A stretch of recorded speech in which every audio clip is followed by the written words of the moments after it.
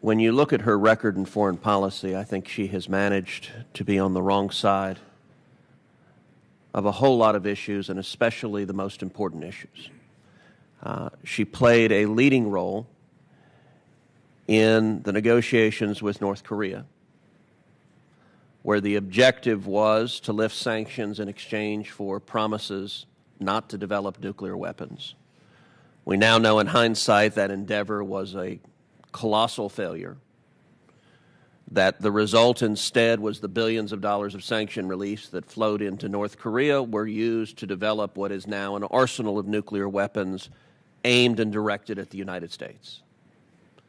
Then in the Obama administration, Ms. Sherman had a second act, and she was made the lead negotiator for the Iran deal, where, for whatever reason, we repeated exactly the same mistakes as North Korea.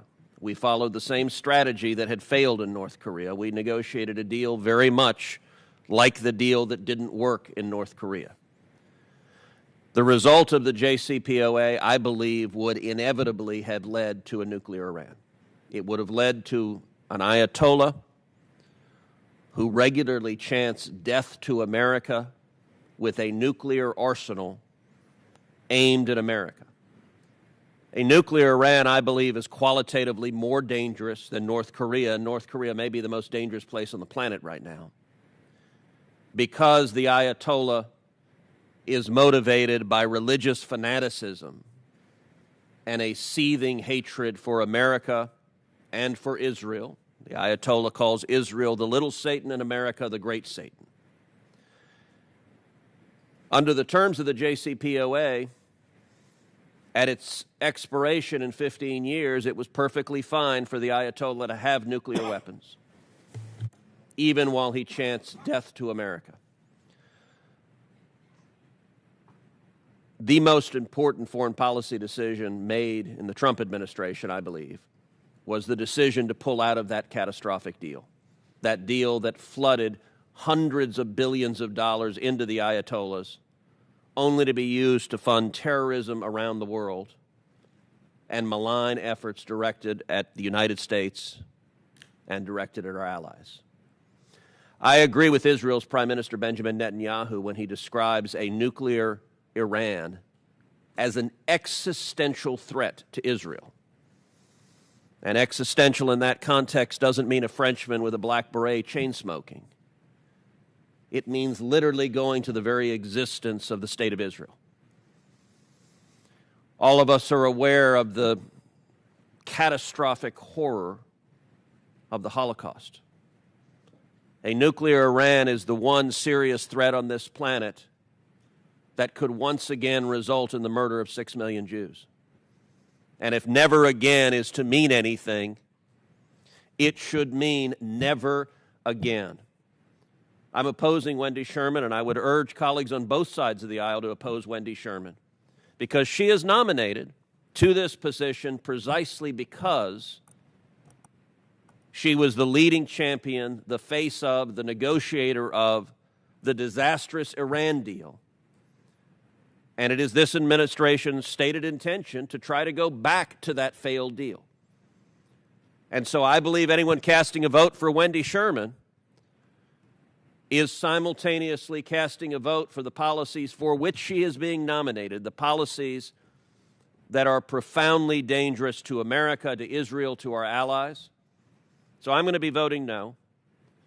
I will be voting yes on Mr. McKeon, although with both of them, I'm placing holds on their going to the floor until the administration does more on Nord Stream 2. And this is another topic this committee has talked about at great length. This committee's leadership and the bipartisan sanctions bill that Senator Shaheen and I have passed twice now, two different versions with the support of the members of this committee.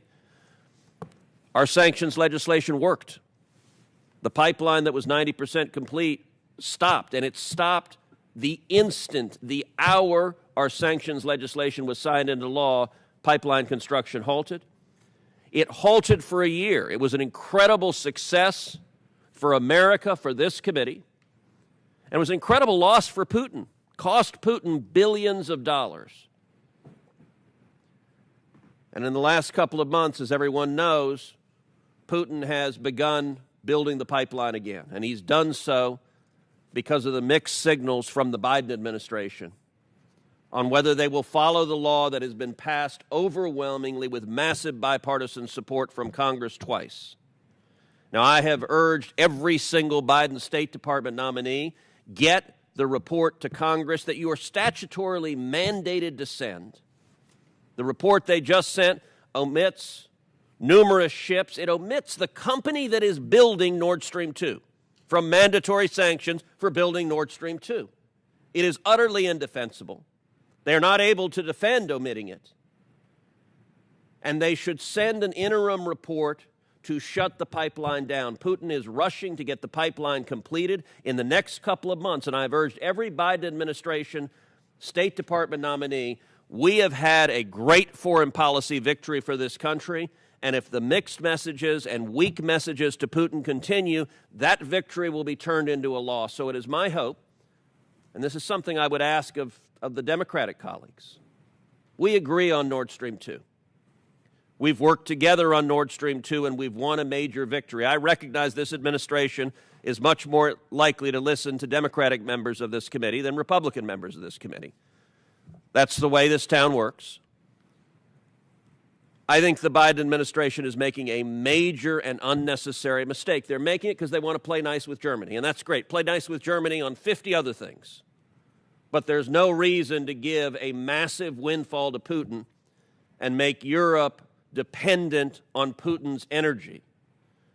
And so I want to encourage my colleagues to use every avenue you have to urge the Biden administration to stop playing around, to follow the law, and to stop this pipeline. We've seen that it works, and the only thing that changed, the reason Putin began building the pipeline again. Saying to the gentleman, with all due respect, I have given you 7 minutes. I think you've made your point on Nord Stream very clearly.